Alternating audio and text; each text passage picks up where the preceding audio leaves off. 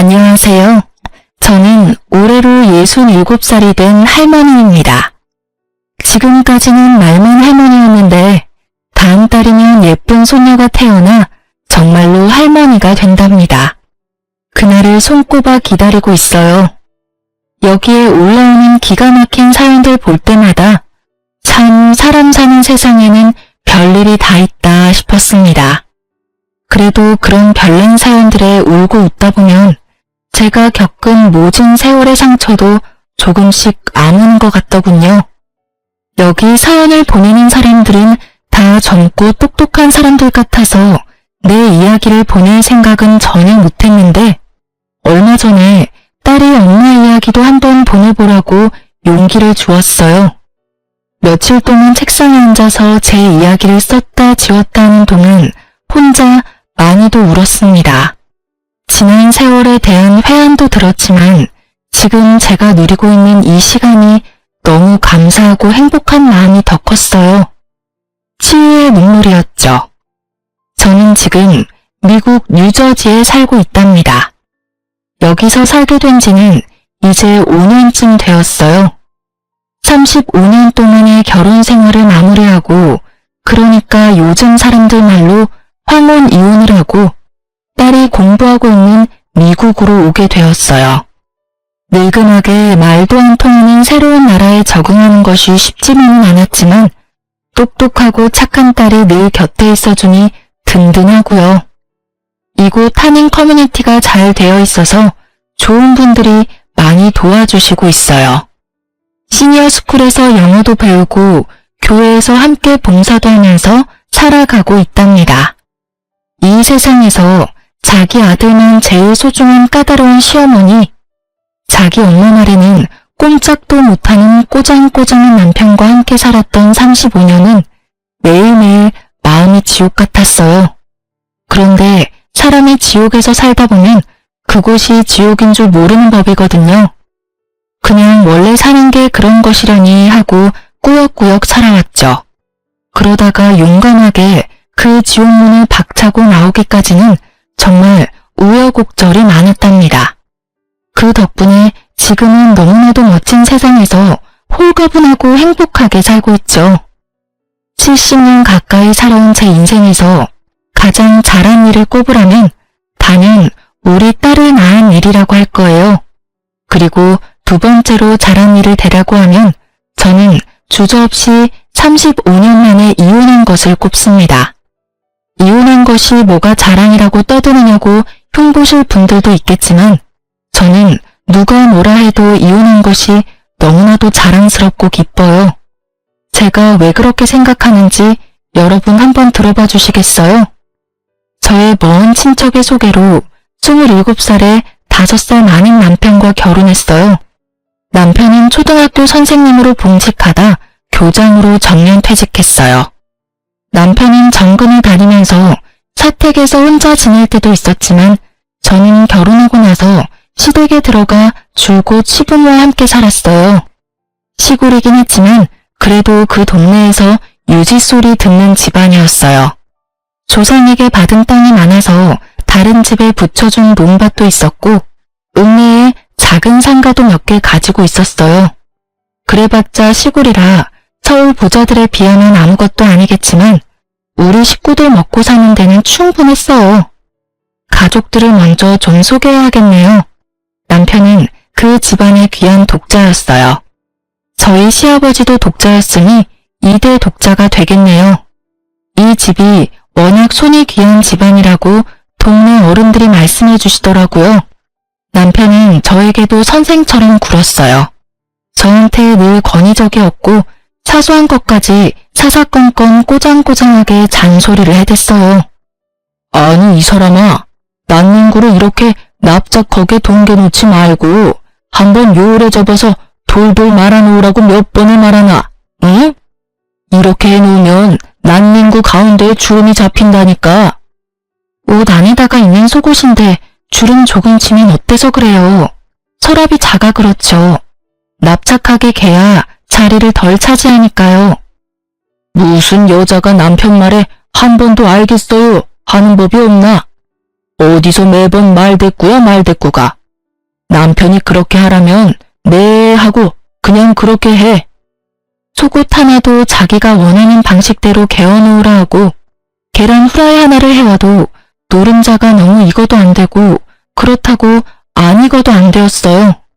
노른자에만 알갱이가 보이는 굵은 소금을 터널 올려야 하는데 소금 알갱이까지 세어보면서 많이 뿌렸네 적게 뿌렸네 잔소리를 하는 사람이었죠.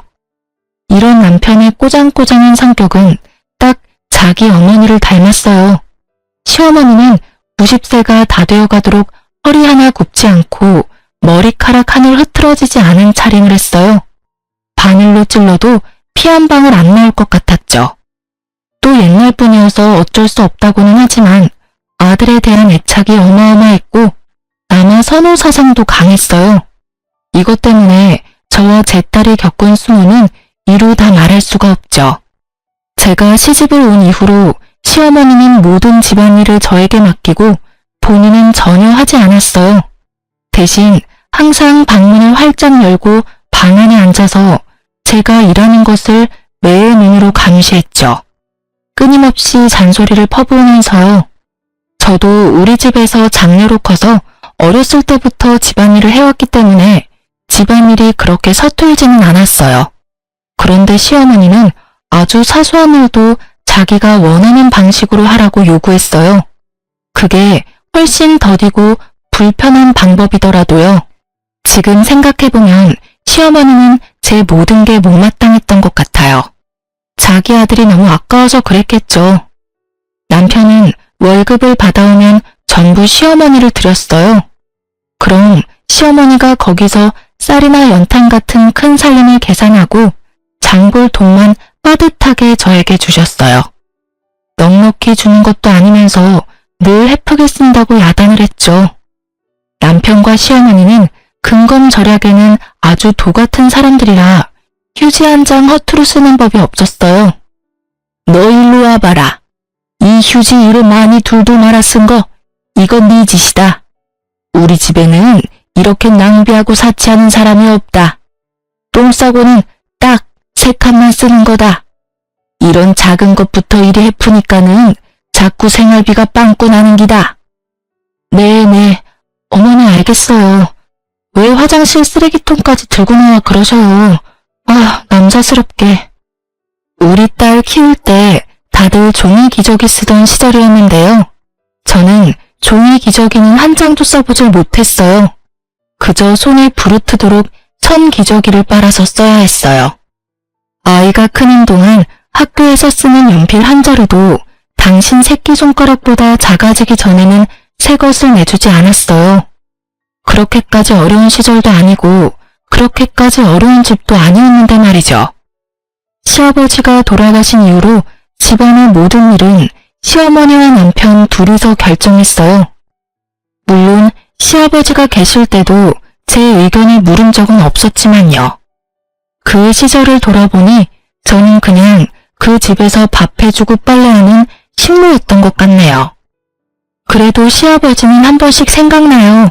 고마운 마음도 있고요. 시아버지가 돌아가신 지 벌써 20년 가까이 되었지만 요즘도 아버지 기일은 꼭 기억해서 교회 가서 기도합니다. 말씀은 늘 무뚝뚝하게 하셨지만 그래도 그 집에서 유일하게 저를 챙기고 생각해준 사람이에요. 아가, 이거니 홀딱 묶고 치우라. 닭장에서 막 꺼내왔다. 네 어머니 동칠래 같다. 아, 아버지 고맙습니다. 잘 먹을게요. 가끔 어머니가 동네 마실 나간 틈을 타 아버지는 닭장에서 계란을 하나 꺼내다 주기도 하고 본인 몫에 곶감을 놔뒀다가 몰래 주시기도 했어요.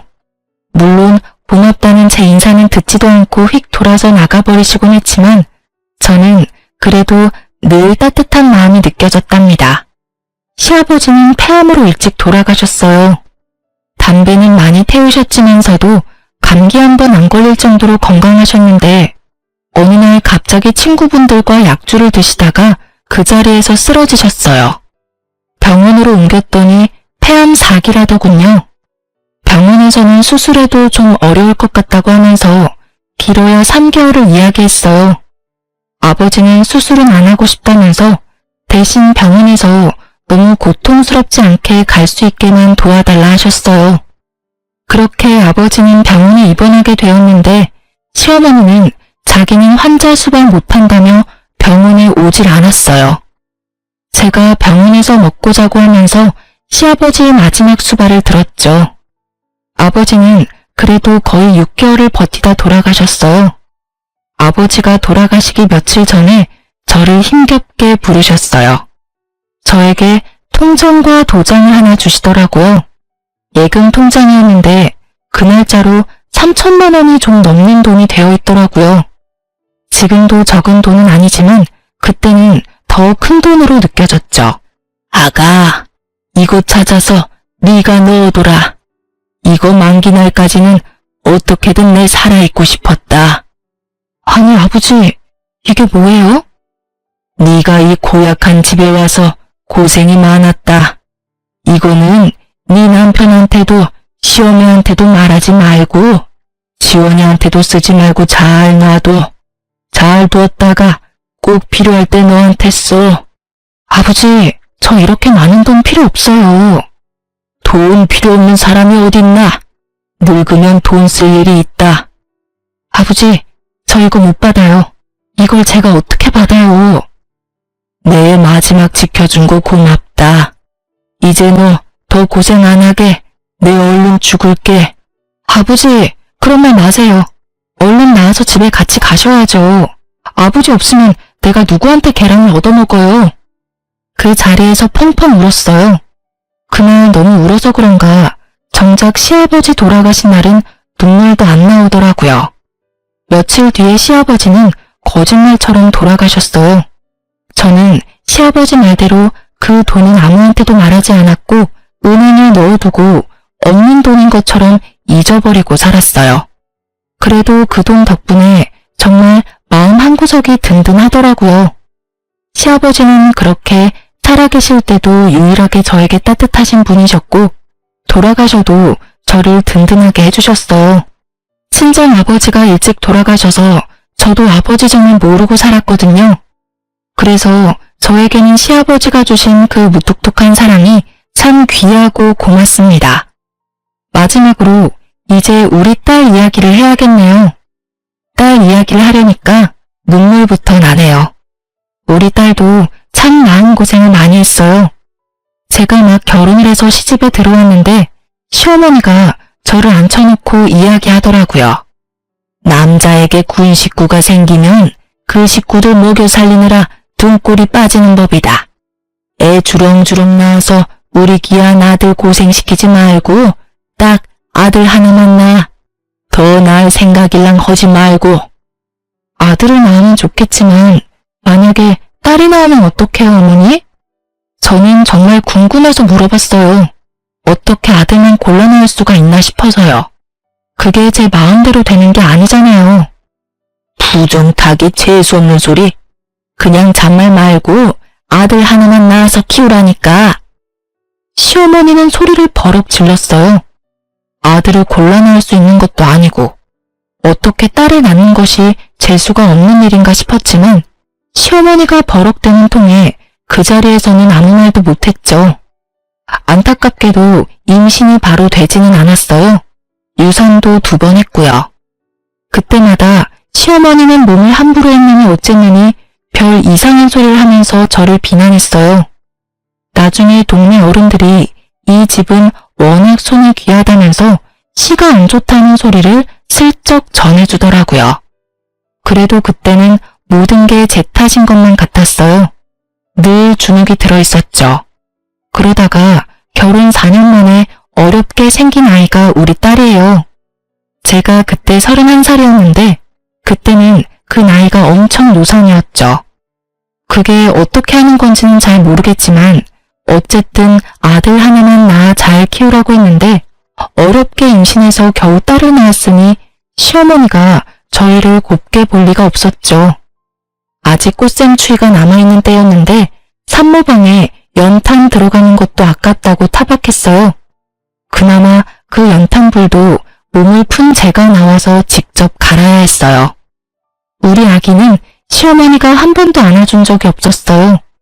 딸은 어차피 남의 집 줄 거라면서 정줄 필요가 없다면서요. 아기를 낳고 3, 7일도 지나지 않은 어느 날 시어머니가 남편한테 이야기하더라고요. 저 물건은 임신도 잘 안 되고 아무래도 아들은 못 낳는 물건 같으니 어디 다른 여자한테 가서 아들 하나만 낳아서 데리고 와라. 아니 어머니, 그게 무슨 말씀이셔요? 학교 선생이 그런 짓을 하고 어떻게 아이들을 가르쳐요? 학교 선생이지만 남자고 이 집안의 독자인데 그게 뭐 흉이 된다니? 대를 잇는 것보다 더 중요한 게 어디 있다고. 세상 사람들이 그거 하나 이해 못할까? 네, 알았어요. 제가 알아서 할게요, 어머니. 이제 그런 소리는 하지 마세요. 일부러 저 들으라고 그랬는지는 모르겠지만 조심스럽게 하는 이야기는 아니었어요. 큰 소리로 이야기해서 방에 있던 제가 다 들었죠. 아무것도 모르는 아기가 들을까 싶어 신생아의 귀를 막고 서름이 북받쳐 올라 한참을 꺽꺽대고 울었던 기억이 나네요. 그래도 저한테 그러는 것까지는 제가 참으면 되는 일이었는데 우리 딸까지 구박할 때는 정말 화가 나더라고요. 참다 어머니에게 아이도 듣는데 그러지 마시라고 소리를 친 적도 있었어요. 그러고 나서는 며칠 동안 손이 발이 되도록 빌어야 했지만요. 아이가 좀 크고 나서는 할머니가 뭐라고 하시면 그냥 참고만 있지 말라고 가르치기도 했어요. 지원아, 할머니가 네가 잘못하지도 않았는데 막 야단치시면 잘못했습니다 하지 말어. 버릇없이 대들라는 게 아니라 할머니, 나 그렇게 안 했어요. 할머니 저한테 그러지 마세요. 라고 또박또박 말하라는 거야. 엄마도 옆에서 거들어줄게. 응, 알았어 엄마. 할머니는 정말 이상해. 어느 날은 이랬다고 뭐라고 하고 다른 날은 저랬다고 뭐라고 해. 맨날 나한테는 화만 내. 나 할머니 싫어. 할머니가 옛날 사람이라 그래. 옛날 사람들은 아들만 중요하다고 생각해. 그치만 엄마는 네가 딸이라서 너무 좋아. 아들을 10트럭을 갖다 줘봐라. 내 딸하고 바꾸다. 할머니 미워하면 네가 힘들어. 그냥 우리가 할머니를 이해하면서 살자. 응, 알았어. 할머니는 자기도 여자면서 왜 아들만 중요하대? 남자애들은 시끄럽고 멍청하기만 한데. 우리 딸은 어렸을 때부터 똘똘하고 야무졌어요. 학교 들어가서는 공부도 아주 잘했죠. 어린 아이가 할머니를 이해하려고 노력하면서도 아닌 건 아니라고 야무지게 따지기도 잘했어요. 그러다 보니 할머니와 사이는 좋지 않았지만 할머니가 우리 딸에게 함부로 대하진 못했어요. 좀 어려워했다는 말이 더 맞겠네요. 저는 정말 다행이라고 생각했어요. 저는 늘 딸이 자랑스러웠답니다. 중학교에 들어간 딸은 전교 1등을 놓치지 않았어요. 물론 시골의 작은 학교이긴 했지만 선생님들이 입을 모아 칭찬하는 모범생이었어요. 중3 때 담임 선생님은 특히 딸아이를 정말 아껴주셨는데 그분이 적극적으로 도와주셔서 다른 지역에 있는 특목고에 지원할 수 있었어요. 물론 합격했죠. 기숙사가 있는 학교라서 딸과 떨어져 지내야 하는 건 아쉬웠지만 오히려 집을 떠나 있으면 딸이 할머니에게 스트레스 받지 않고 공부만 할 수 있을 것 같아서 너무 기쁘더군요. 그런데 기숙사 학교다 보니 학비가 일반 고등학교보다는 좀 더 내야 했어요. 서울에 있는 아이들은 학원비만 해도 한 달에 100만 원씩 들기도 한다는데 그런 거 생각하면 지나치게 비싼 것도 아니었어요. 또 집에서 그 정도를 부담하지 못할 형편도 아니었고요. 그런데 언제나처럼 문제는 시어머니였어요. 아니, 우리 아이가 아들이 아닌 것이 문제였죠.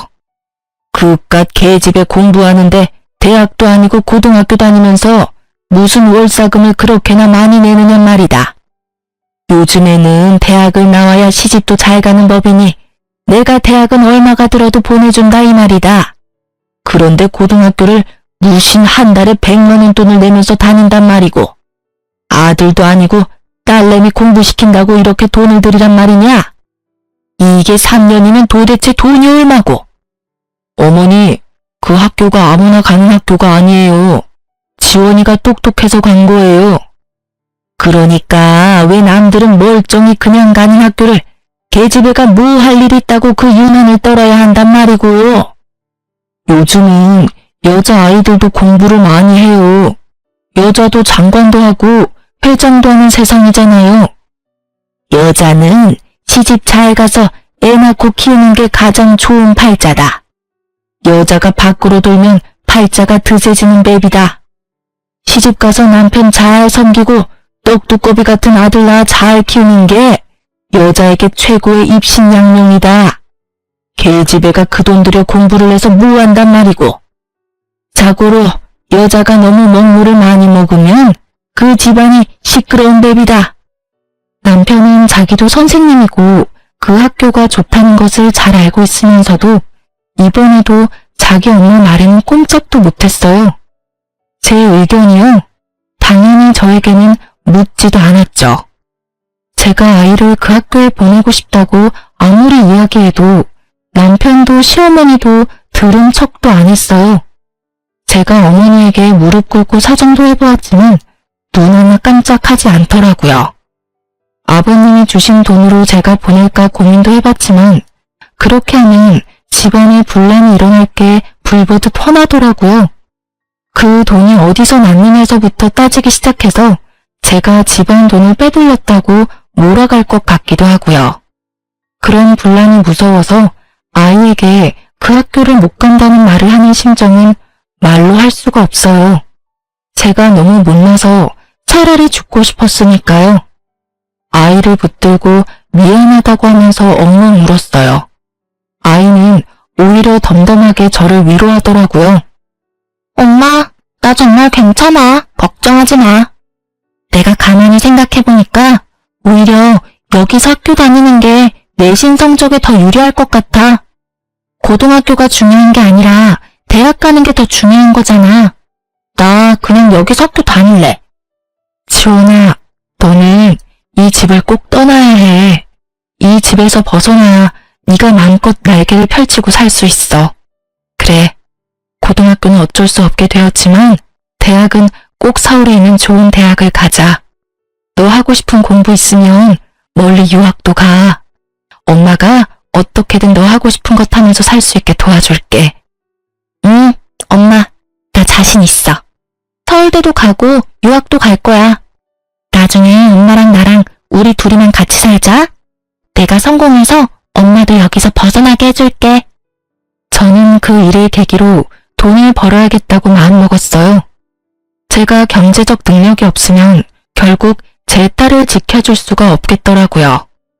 저는 배운 것도 부족하고 돈을 벌어본 일도 없으니 제가 할 수 있는 일은 한정되어 있었어요. 또 동네에서 일을 하면 시어머니와 남편의 귀에 들어갈 테고 그러면 또 여자가 어쩌고 하면서 절대 못하게 할 테니 버스를 몇 번씩 타고 다른 동네에 있는 인력사무소를 찾아갔어요. 집을 많이 비울 수도 없고 시어머니 눈치가 보여서 고정적으로 오래 하는 일은 못했지만 거기서 소개해주는 일은 어떻게든 기회와 핑계를 만들어서 했어요.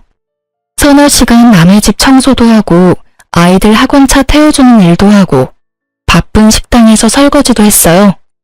시 경계를 넘어 사는 친정 동생이 아프다고 조카를 돌보러 간다는 핑계도 대고 아이 학교에서 무슨 일이 있다고도 하고 매번 그럴듯한 말을 지어내느라 진땀을 냈죠. 그맘때쯤 어머니는 동네 경로당에서 하루 종일 시간을 보낼 때가 많아서 어머니 없는 틈에 부지런히 일을 다녔어요. 일을 하고 오면 여기저기 안 아픈 데가 없었지만 우리 딸 위해서 돈을 모으는 재미에 힘든 줄도 모르고 열심히 살았어요. 우리 똑똑한 딸은 역시 고등학교에서도 전교 1등을 놓치지 않았고 대한민국 사람 누구나 다 아는 좋은 대학교에 들어갔어요. 대학교에서도 딸은 장학금을 받고 다녔어요. 다행히 제 아버지가 자취할 생활비 정도는 보내주더라고요. 딸에 대한 애정은 있는 사람이었어요. 딸이 공부 잘하는 것을 은근히 자랑스러워하기도 했고요. 그렇게 딸은 대학을 졸업하고 1년을 준비해서 미국으로 유학을 가게 되었어요. 미국에 있는 로스쿨에 합격을 했대요.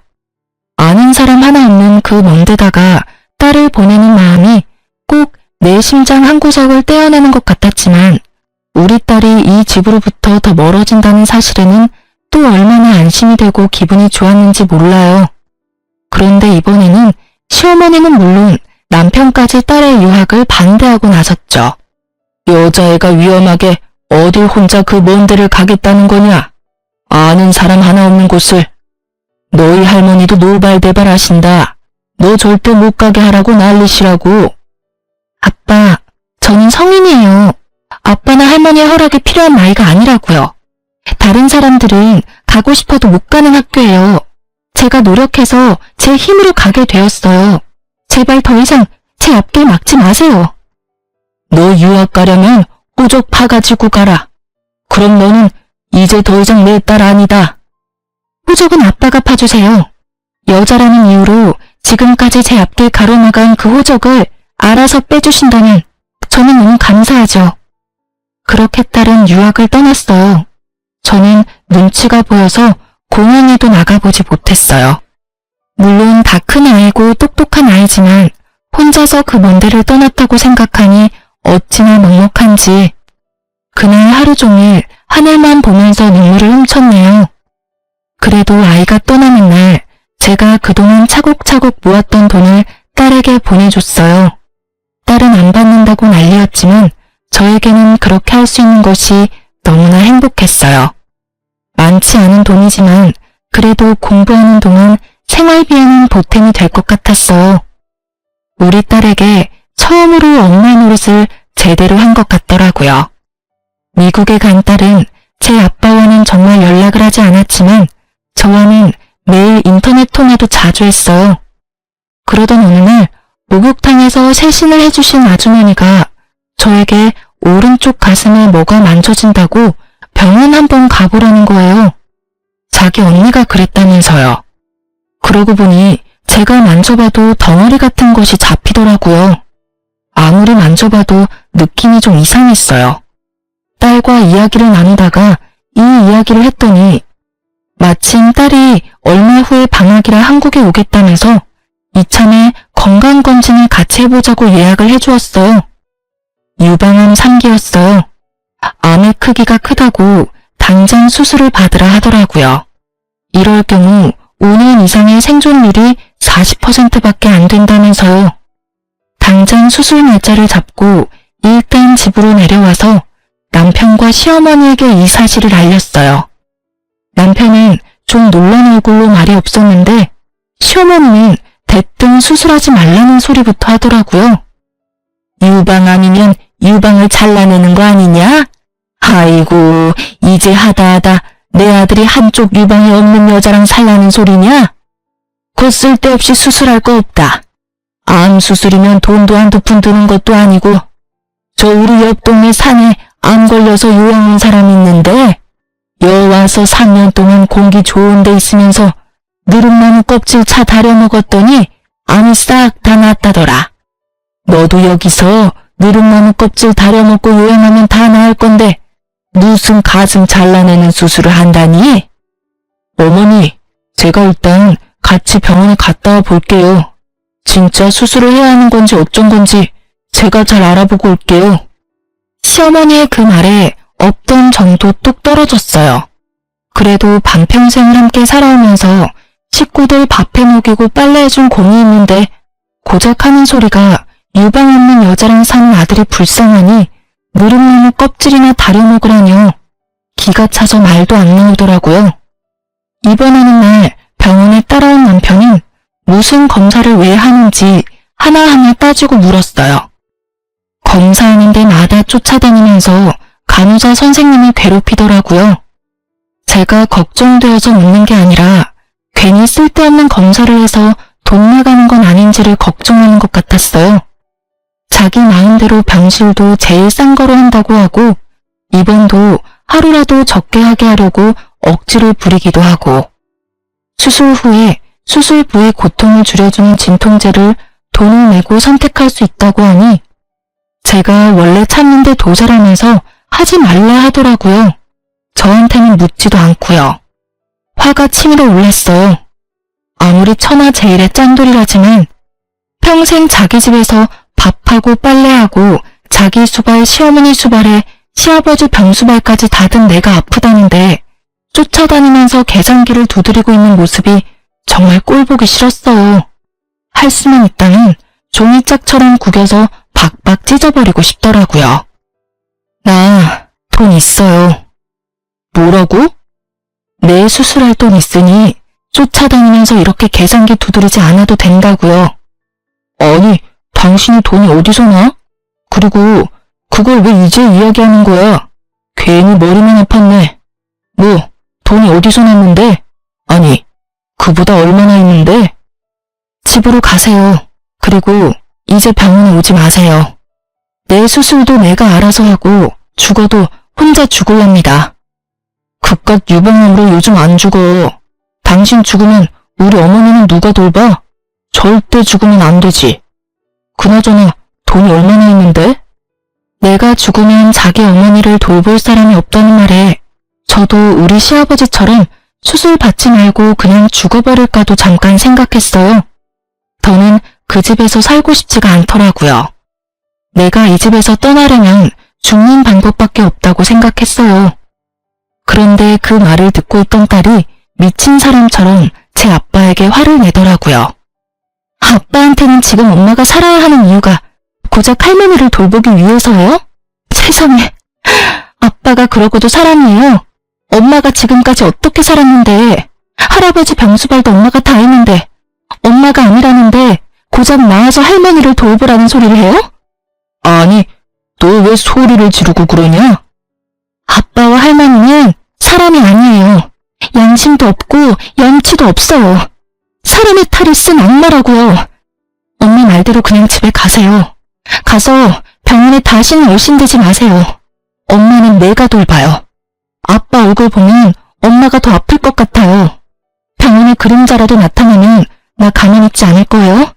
다신 오지 마시라고요. 아셨어요? 딸이 그렇게 화를 내는 모습을 보니 정신이 번쩍 들었어요. 그리고 내가 살아야겠다 생각했어요. 수술을 잘 받고 살아나서 이 사람하고 이혼해야겠다고, 이 지긋지긋한 곳을 떠나야겠다고요. 다 큰 딸이 입 바른 소리를 하니 남편은 별 대꾸도 못하고 멍하니 서 있다가 센 입맛을 다시면서 돌아갔어요. 딸에게 수술하고 건강해져서 남편과 이혼하겠다고 이야기했어요. 딸은 저를 꼭 끌어안고는 자기가 도와주겠다고 하더라고요. 엄마, 수술 잘 받고 보란듯이 건강해져서 나랑 미국 가서 살자. 내가 성공해서 엄마 그 집에서 데리고 나온다고 했잖아. 내가 아직 성공은 못했지만 내가 최선을 다해서 도와줄게. 엄마, 아무것도 걱정하지 마. 그래, 엄마 수술 잘 받고 건강해질게. 너랑 둘이만 산다는 생각만 해도 병이 다 낫는 것 같다.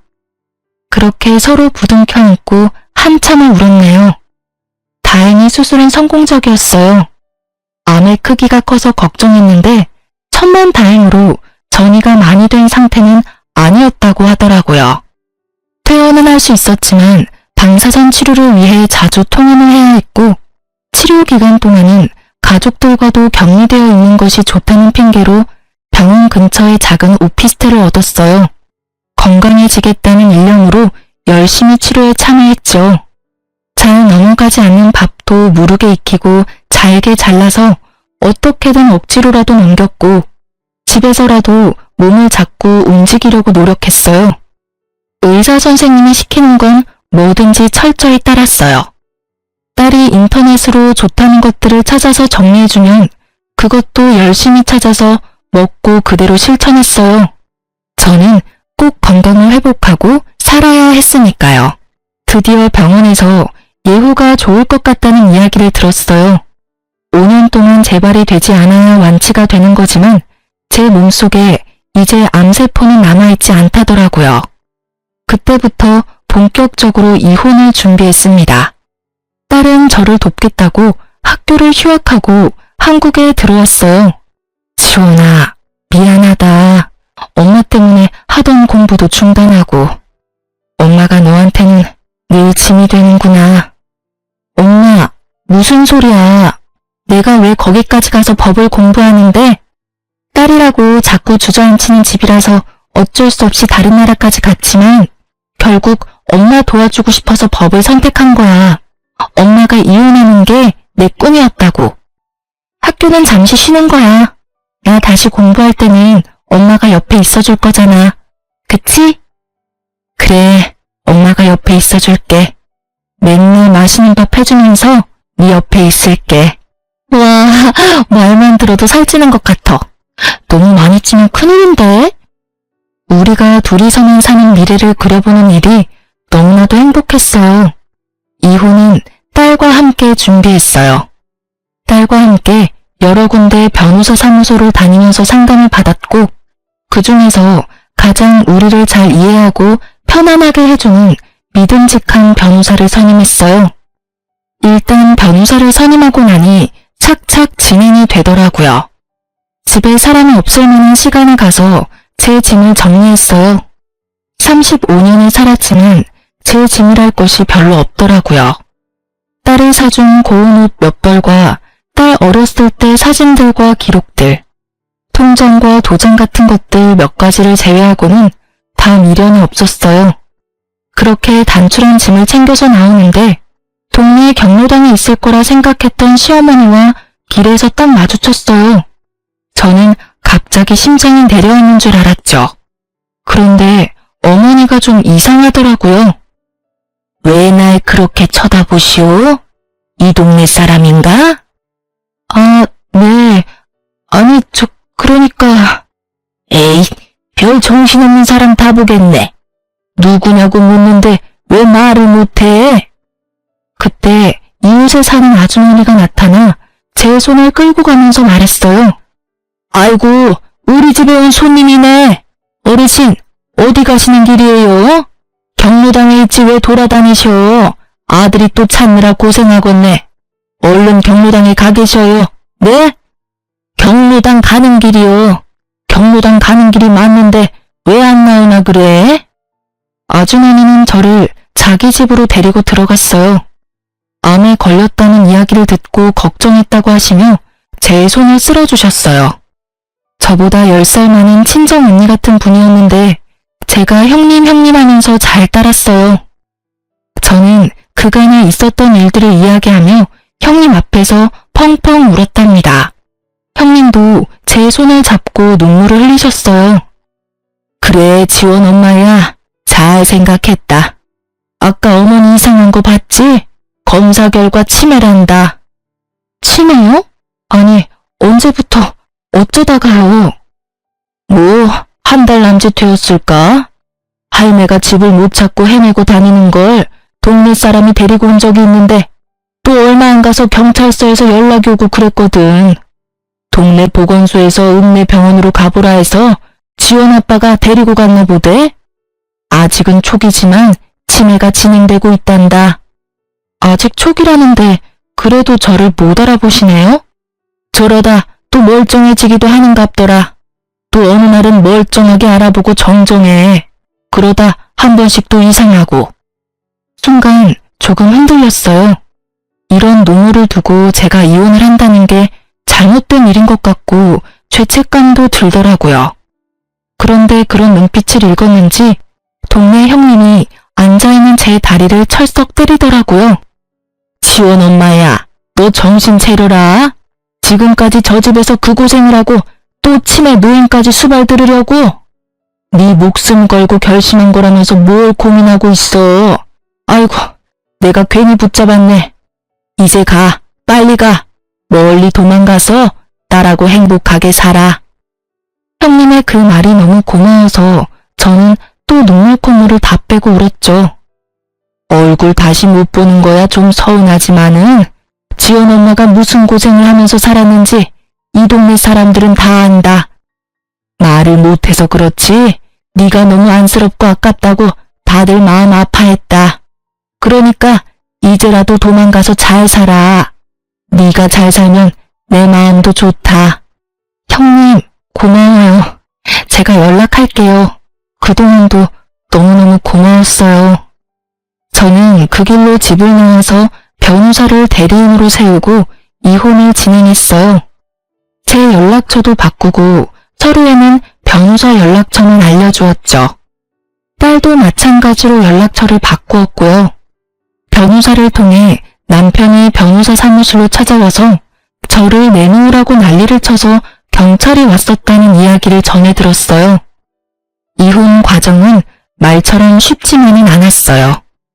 시어머니와 남편에게 부당한 대우를 받았던 그 모진 시간들을 다시 떠올리고 서류로 만드는 작업을 하다 보니 매일 눈물이 나고 화가 나기도 하고 우울증에 걸릴 것만 같았죠.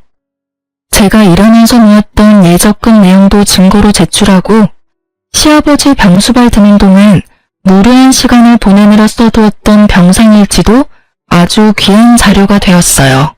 딸도 할머니와 아빠의 부당한 대우를 구체적으로 증언하고 딸이 어린 시절 썼던 일기장도 증거로 제출했어요. 딸의 중학교 3학년 때 담임선생님은 딸이 특목고에 진학하지 못했던 당시의 상담한 자료를 찾아서 보내주시기도 했어요. 마음은 힘들었지만 한편으로 많은 분들에게 정말 너무 감사한 말들이기도 했답니다. 이런저런 증거들을 근거로 시어머니에게는 위자료를 요구하고 남편에게는 재산의 절반을 분할해달라는 청구를 했어요. 조정도 하고 법원에도 몇 번씩 불려가야 한다는데 저는 그 과정을 고마운 변호사 선생님이 다 대신해 주셨어요. 그래서 남편과는 그 이후로 얼굴 한번 마주치지 않을 수 있었네요. 지나는 시간이 흘러 결국 이혼을 하게 되었고 시어머니는 위자료 1,000만 원을, 남편은 재산의 절반을 분할해 주라는 판결을 받았어요. 남편은 제가 어느 날 갑자기 없어졌고 자신에게 한마디 상의도 없이 이혼을 했다며 법정에서 분통을 터뜨렸다고 하네요. 저희 의뢰인이 말씀하시기를 35년 사는 동안 집안의 대소사에 대해 의뢰인과 한 번도 한마디 상의하신 적이 없다고 하시더군요. 모든 걸 어머니와 남편 두 분이 상의하고 통보했다고요. 저희 의뢰인도 이혼에 대해 따님과 두 분이 상의하고 결정하셨다고 합니다. 그렇게 이혼이 마무리되고 나서 저는 딸을 따라 미국으로 이주했어요. 딸은 학교로 다시 돌아가서 열심히 공부했고 그 어렵다는 변호사 시험에도 합격했어요. 그리고 여기서 태어난 미국계 한국인을 만나 결혼도 하게 되었답니다. 화목한 가정에서 자란 반듯한 사위는 너무 다정한 사람이에요. 서로를 아끼고 사랑하는 둘의 예쁜 모습을 보고 있으면 저는 너무 행복해서 머리가 멍해지기도 해요. 우리 딸은 저와 같은 삶을 살지 않는 것이 너무나도 다행스럽고 자랑스러워요. 저는 여기서 참 좋은 분들을 만났어요. 황혼 이혼을 하고 딸과 함께 왔다는 이야기에 모두가 쿨! 이러면서 엄지손가락을 들어줘요. 낯선 땅에서 영어도 못하는 제가 어떻게 살 수 있을까 했는데 여기 와보니 세상은 정말 너무너무 넓고 다양한 삶이 있는 곳이라는 생각이 드네요. 그 사이 5년을 잘 유지해서 유방암 완치 판정을 받았어요. 암도 이겨내고 황혼 이혼에도 성공한 제가 못할 게 뭐가 있나 싶네요. 다음 달이면 우리 딸이 저에게 예쁜 손녀를 안겨준답니다. 손녀에게도 쿨한 할머니가 되려면 영어를 잘해야겠다 싶어서 한참 전부터 시니어 스쿨에 나가고 있어요.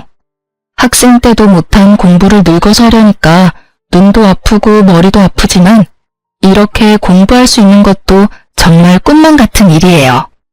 제가 그냥 그 집에서 살았다면 정말 꿈도 꾸지 못할 일이었을 테니까요. 엄마 아빠 일하는 동안 제가 손녀를 돌보아줄 수 있는 것도 너무너무 행복해요. 여기서는 딸이라고 공부 못하게 할 사람도 없으니 우리 손녀도 자기가 원하는 것들 다 하면서 멋지게 살아갈 수 있게 저도 최선을 다해 도울 거예요. 이름을 바라보는 이 나이에도 행복을 찾을 수 있더라고요. 약간의 용기만 있으면 얼마든지 새로운 삶을 살아갈 수 있습니다. 혹시 지금 어렵고 힘든 시간을 살고 있는 분들이 있다면 제 이야기가 그분들에게 조금이라도 힘이 되었으면 좋겠어요. 못 배우고 나이 많은 저도 도전하고 싸워서 행복을 찾았으니까요. 여러분도 할 수 있습니다. 행복해질 수 있어요. 비천한 이야기 이제 마치려고 합니다. 잘 들어주셔서 감사해요. 행복하세요.